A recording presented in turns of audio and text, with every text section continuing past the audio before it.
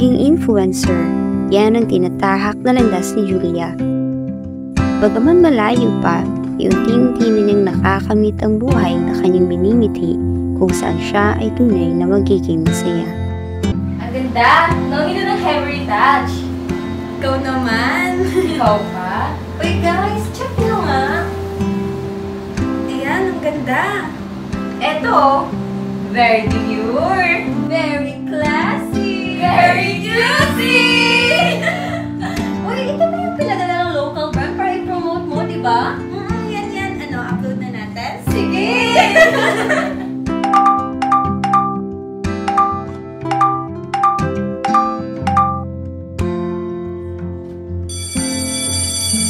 Hindi lang sa social media umiikot ang buhay ni Julia. Sinisigurado rin niyang makamit ang balanse sa pangarap at pag-aaral.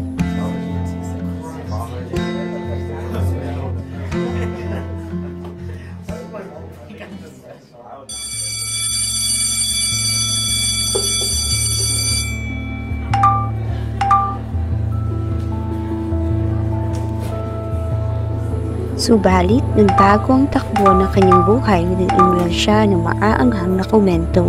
Uy, Jules! Ano ba yan? Kanina ka pa namin tinatawag. Sino yan? Ang judgmental naman. Wait, nakikita niyo ba to? Tinatagot niyo yung comments. Hindi ko alam. Hindi ko rin siya kilala.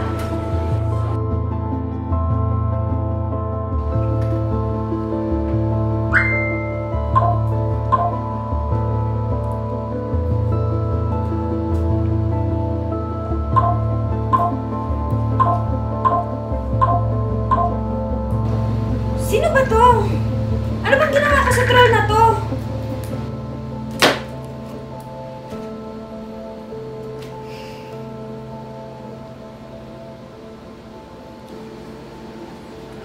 Wait! Hala! Julia! May nagpapakalat ng fake news sa'yo sa Insta! Check mo dali! Bakit? Ano problema? Ba't sinisiraan ganyan? Hindi ko alam. Ano pa bang gusto niya? Ayaw niya akong tigilan.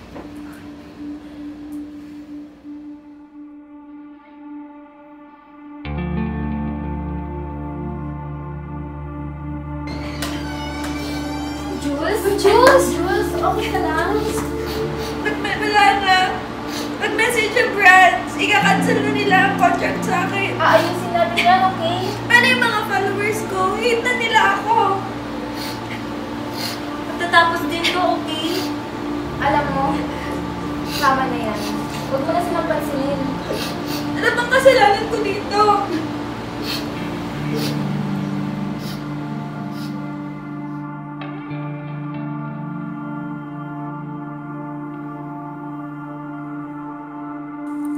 Ang pangit naman niya.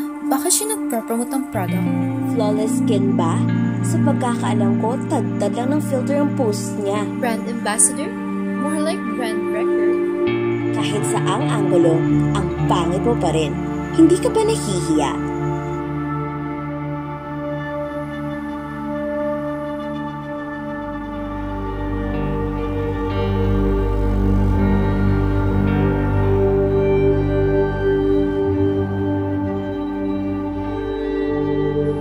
Sa panahong siya ay nalulugmok sa kabiguan, pinili ni Julia na lumapit sa mga taong siya ay gagabayan.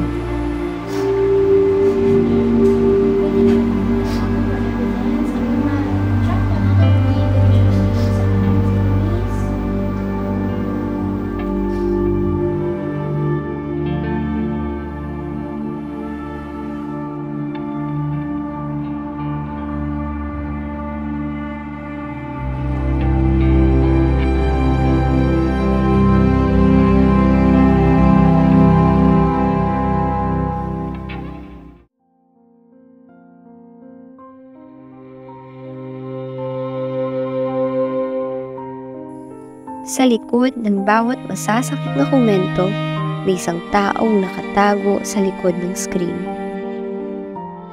Hindi mo siya kilala, pero kaya niyang magdulot ng takot at sakit sa pamamagitan ng mga salita. Anong klaseng tao ang pumipili ng ganitong landas para manakit ng iba?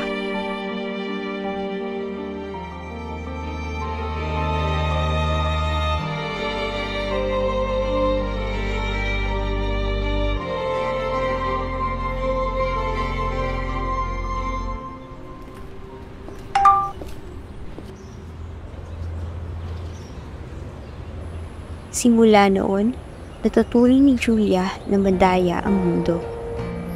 Walang makakawala sa mga katauhang nais gumambala at manira na nagtatago sa mga tagong katauhan sa media.